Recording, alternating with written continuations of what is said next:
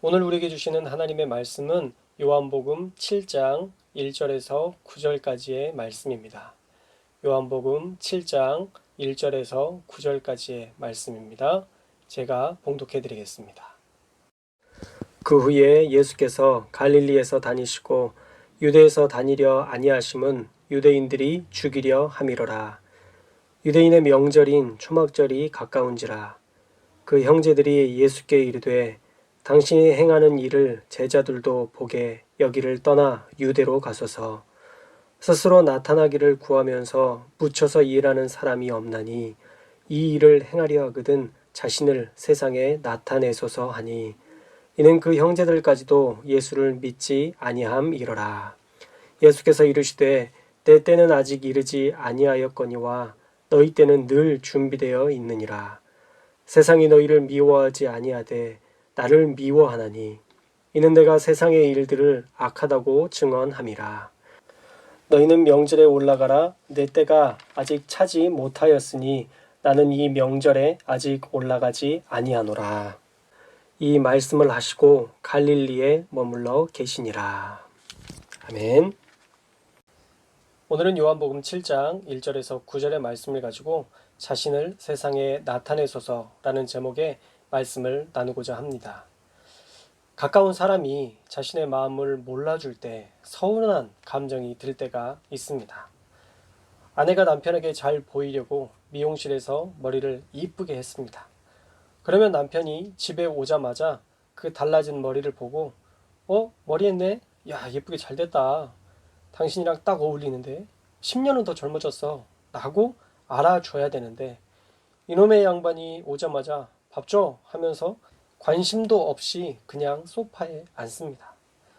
한참을 양보해서 일부러 머리를 흩날리며 달라진 것 없냐고 물어봐도 이 옆에 내가 뭘 잘못 먹었나, 귀찮게 하지 말고 밥이나 줘 라고 이야기합니다. 그러면 이제 마음이 상해서 말도 안 하게 됩니다.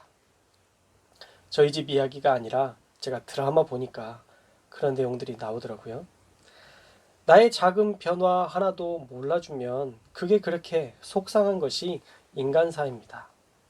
그런데 사실 더 지혜로운 방법은 수수께끼처럼 맞추라고 하지 말고 나 머리 했는데 어때? 이쁘지? 라고 답까지 알려줘야 합니다. 애초에 정답까지 알려줘야 남자들은 아 그래 하고 넘어갈 수 있기 때문이에요. 가족의 이야기로 시작했는데 남들이 내 마음을 몰라줄 때 서운합니다. 더욱이 가까운 사람이 몰라줄 때는 더 서운한 법이죠.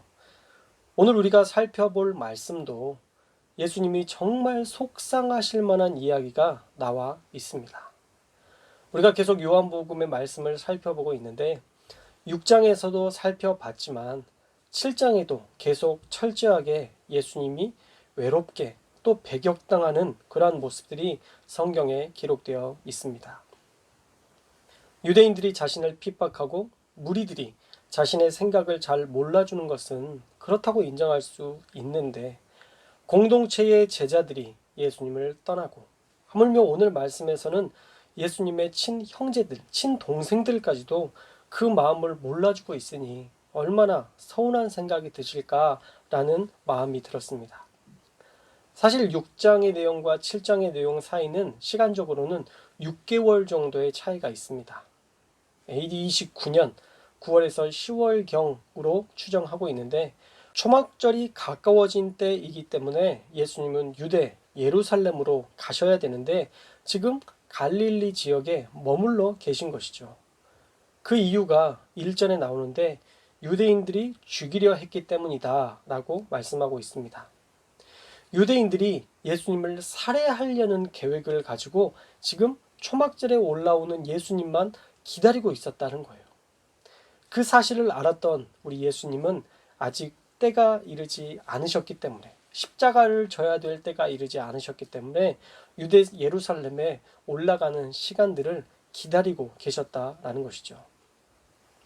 그런데 초막절이 거의 다 됐는데도 예루살렘으로 올라가지 않는 예수님을 보고 그의 동생들이 불만이 생겼던 것입니다.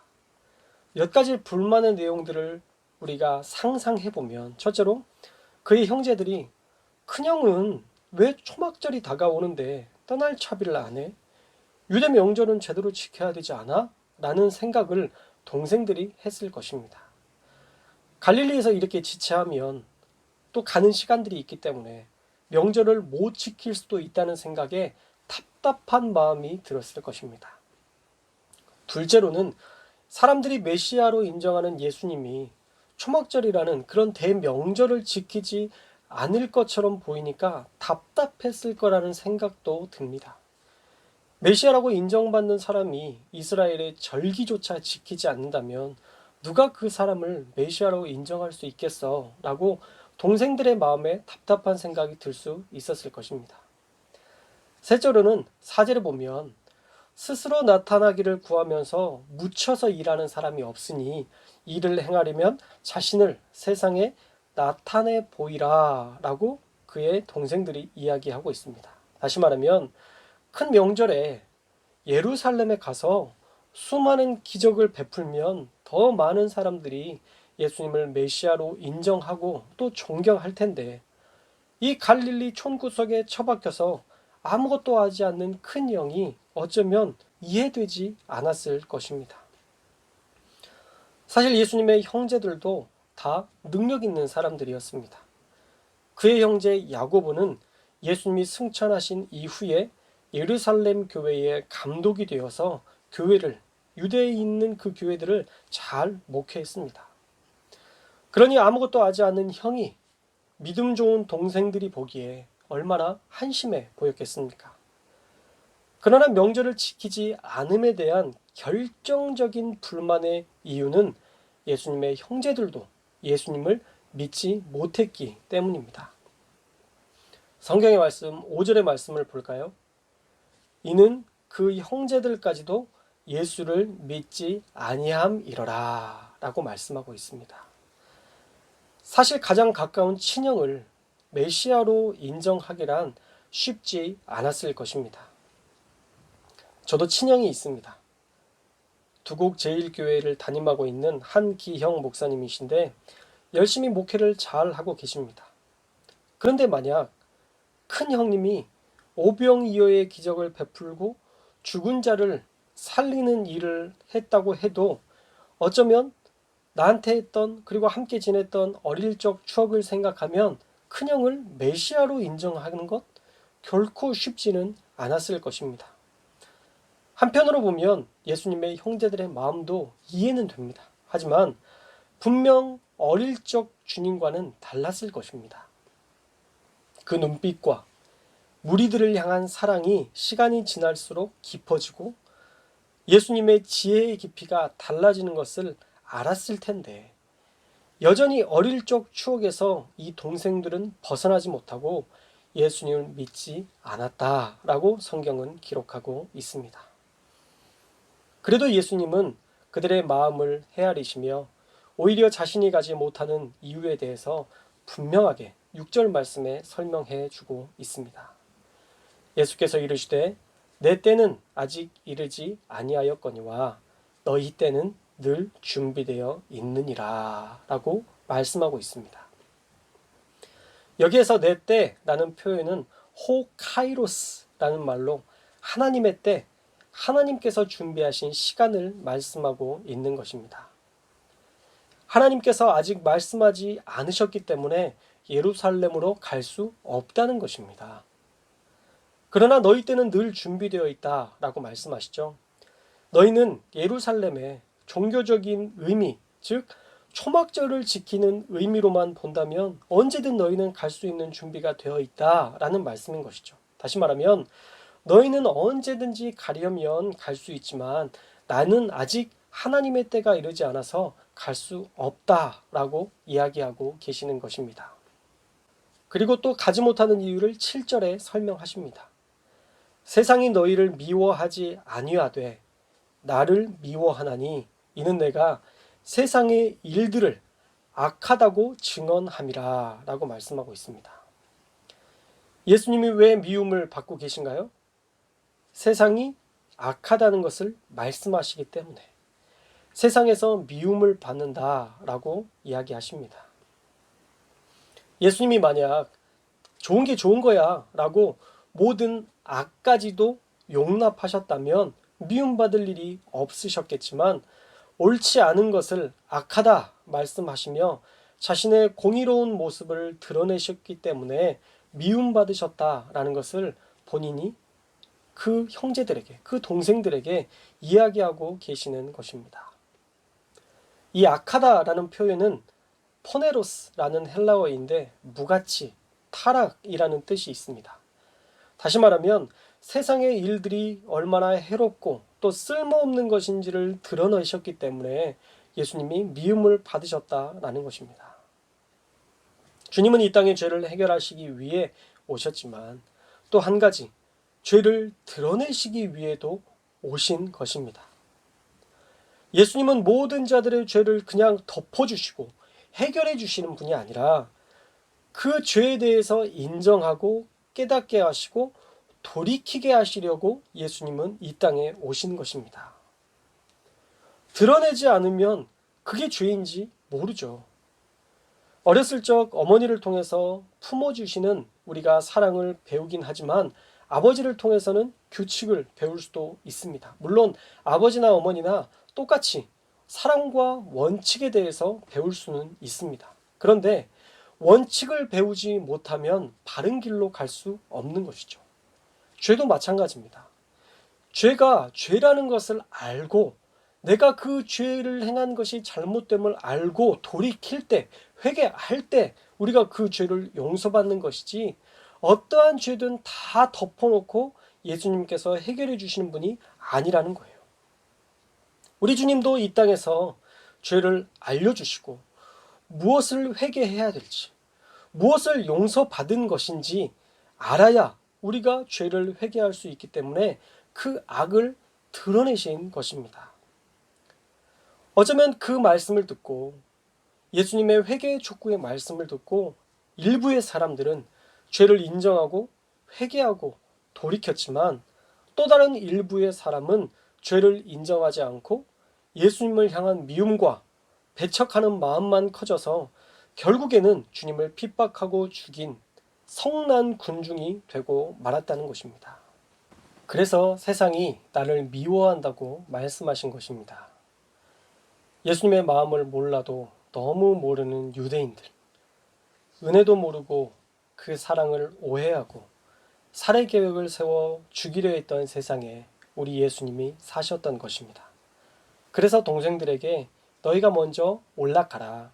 아직 내 때가 차지 않았으니 나는 이 명절에 아직 올라가지 아니하노라 말씀하시면서 갈릴리에 머물러 계신 것입니다.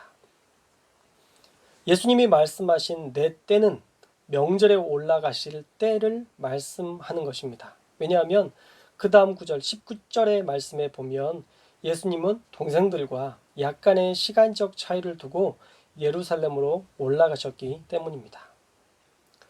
오늘 말씀을 통해서 우리에게 주시는 은혜는 무엇일까요? 예수님은 철저히 사람들에게 외면당하시며 사셨다라는 것입니다. 이사야서 53장에 고난받는 종이 묘사되어 있습니다. 3절에 보면 이렇게 나옵니다. 그는 멸시를 받아 사람들에게 버림받았으며 간고를 많이 겪었으며 질고를 아는 자라. 마치 사람들이 그에게서 얼굴을 가리는 것 같이 멸시를 당하였고 우리도 그를 귀히 여기지 아니하였도다 라고 말씀합니다. 예수님은 왕으로 이 땅에 오신 분이 아니라 철저히 낮아지시고 멸시당하셨던 종의 모습으로 이 땅에 오셨다라는 것이죠. 멸시와 버림을 받으셨고 간고, 이 간고라는 국어사전의 뜻은 가난하고 고생스러움, 처지나 상태가 어렵고 힘듦이라고 되어 있습니다. 주님은 가난과 고생, 힘든 삶을 사셨다고 말씀합니다. 그런 간고를 겪으셨다는 것입니다. 그리고 멸시를 당했고 우리 역시도 그를 귀히 여기지 않았다라고 성경은 말씀합니다. 그런데 왜 우리 주님은 그렇게 외면당하시면서 우리를 위해 이 땅에 오셨을까요? 왜 그렇게 고통당하시고 멸시당할 것을 아셨으면서도 이 땅에 오셨을까요? 분명한 것은 사랑이 없으면 할 수 없는 일이었다는 것입니다. 진실로 그 백성을 사랑하셨고 진실로 그들의 아픔을 완전히 공감하신 그 사랑 때문에 이 땅 가운데 오셨다라는 것입니다. 제가 군대에 입소해서 훈련소에서 화생방 훈련을 받았는데 갑자기 어머니들이 화생방 훈련에 자식들이 받는 그 훈련을 함께 받는다고 우리 장교가 이야기를 해 주었습니다. 아마 군대에서 어머니 초청 특별 프로그램으로 이 화생방 훈련에 함께 진행하는 것을 계획했던 것 같습니다. 그래서 논산훈련소에서 화생방을 정말 짧고 간결하게 마칠 수 있었습니다. 어머니들과 함께하는 것 때문에 방독면 50초 쓰고 10초만 숨을 참고 버티면 끝나게 되었습니다. 아마 제대로 훈련을 하면 어머니들이 버틸 수 없기 때문에 어머니들 덕분에 화생방이 쉽게 끝났습니다. 그런데 훈련 중에 왜 화생방이 힘들지 하는 생각이 들어서 9초까지 참다가 마지막 1초 남았을 때 냄새를 한번 맡아볼까 하는 호기심에 냄새를 맡고 큰 후회를 했습니다. 정말 온 몸에서 한꺼번에 눈물과 콧물과 침이 흘러내릴 수 있다는 신비한 경험을 해보았습니다. 그걸 호기심을 갖고 숨을 들이마신 저도 참 그렇죠. 그런데 아들들이 고생하는 것 때문에 군대 화생방을 경험하겠다고 오신 어머니들도 참 대단하다는 생각이 들었습니다. 왜 그런 훈련에 자원했을까요? 그 훈련 때 잠깐이라도 그 자식들 얼굴 한번 보겠다는 그 마음 하나로 화생방 가스를 마셔도 상관없다고 지원하신 것입니다. 그 사랑이 이해가 되시나요? 고통스러운 화생방이라도 자식 얼굴 한번 보겠다고 오시던 어머니들의 모습, 그것이 바로 우리 주님의 사랑과 같은 모습이라는 것입니다. 아무도 대우해주지 않을 것을 알았고 결국엔 그 십자가에 자신의 생명을 내어 걸고 몸을 찢고 예수님을 못 박을 것을 아셨지만 세상 가운데 고통당하는 그의 사랑하는 자녀들을 구원하시기 위해 예수님은 친히 이 땅에 오셨다라는 것입니다. 오늘 말씀을 보면 하물며 그의 가까운 형제들까지도 예수님을 믿지 않았습니다. 요한복음에 보면 아무도 예수님의 편이 없어 보입니다. 그러나 성경의 말씀에 보면 그 와중에도 하나님을 기쁘시게 하는 사람들이 있었습니다. 여러분들이 잘 아는 마리아의 헌신을 기억할 것입니다. 아무도 장례를 준비하지 않았지만 그 여인은 향유를 부어드림으로 예수님의 장례를 준비했습니다. 지난주 나눴던 설교에 베드로가 나오죠. 영생의 말씀이 주께 있사오니 우리가 누구에게로 가오리까? 라고 말씀하며 예수님을 철저히 신뢰했던 그의 제자 베드로가 있었습니다.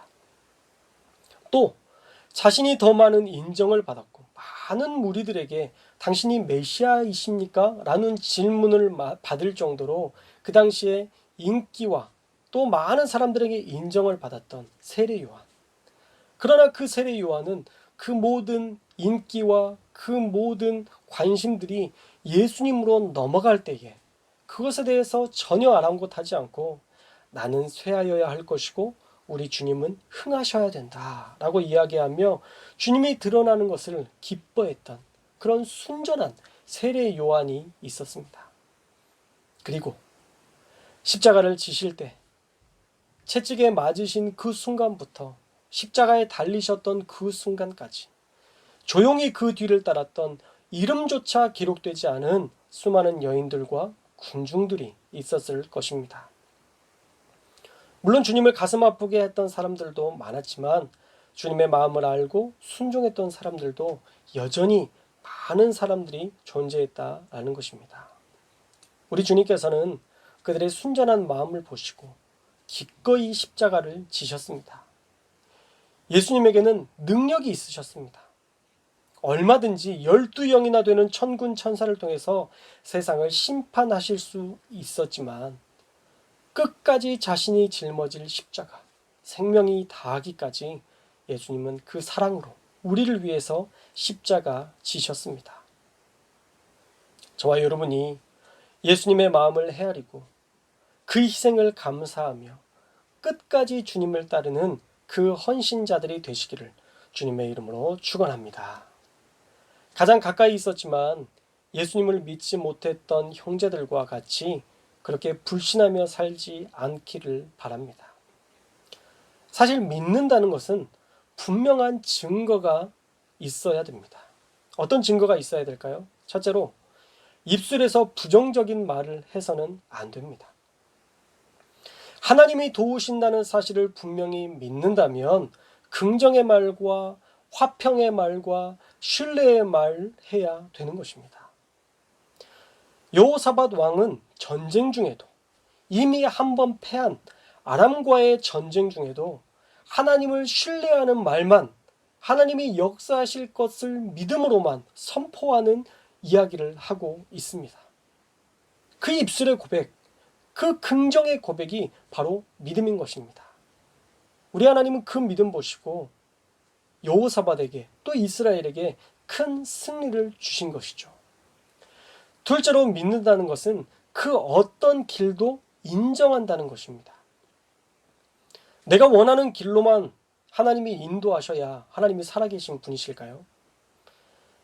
아닙니다. 하나님은 한 수만 보시는 분이 아니라 우리보다 훨씬 좋은 길, 미래를 완벽히 보시는 분이기 때문에 우리가 기도했기 때문에 우리가 원하는 대로 되어야 한다는 것, 그것은 사실 잘못된 믿음일 수 있습니다.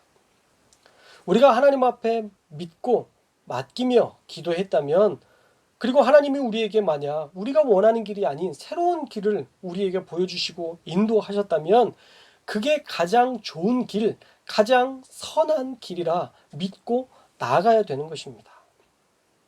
왜냐하면 우리가 보는 것은 한 수지만 지금 우리 일상 가운데 있는 그런 삶의 모습을 종합해 볼 때 우리의 한계를 가진 이성으로 보는 것이지만 우리 주님이 보시는 길은 우리에게 최고의 길을 우리에게 선물로 주시기 때문입니다. 그러니 어떤 길을 주셨다 해도 인정하며 그 길을 신뢰하며 나아가는 것, 내가 원하는 대로 되지 않더라도 하나님이 새로운 길을 여실 것이라는 믿음으로 그 길을 향해 묵묵히 나아가는 것, 그것이 진짜 믿음이라는 것입니다. 셋째로 믿음이란 포기하지 않는 것입니다. 마침내 하나님이 도우실 것이라는 믿음을 놓지 않는 것, 그게 진짜 믿음이라는 것이죠. 자기 생명도 죄인을 위해 내어주신 분인데 하물며 우리가 믿음으로 살려고 몸부림치는 것을 우리 주님은 귀히 여기시지 않겠습니까? 그 귀한 믿음을 보시고 하나님은 마침내 이루시는 것입니다. 그러니 포기하지 말고 믿음으로 이루실 때까지 기도하며 나아가는 것, 그것이 진짜 믿음인 줄 믿습니다. 말씀을 맺겠습니다. 6장과 7장까지 이어지는 말씀에서 철저하게 외면당하셨던 주님을 하물며 친형제들에게까지 신뢰받지 못했던 예수님의 상황을 우리가 살펴보았습니다. 우리 주님은 그렇게 외로운 길 걸어 가셨습니다. 이제 저와 여러분만이라도 그 외로운 길에 주님의 마음을 헤아렸던 그 한 사람들, 그 믿음의 사람들이 될 수 있기를 주님의 이름으로 축원합니다. 세상이 아무리 주님을 미워해도 우리는 끝까지 주님을 사랑하고 주님만을 위해 살아가는 진짜 그리스도인으로 살아서 하나님을 기쁘시게 하는 우리 성도교회 성도님들 다 되시기를 주님의 이름으로 축원합니다. 기도하겠습니다.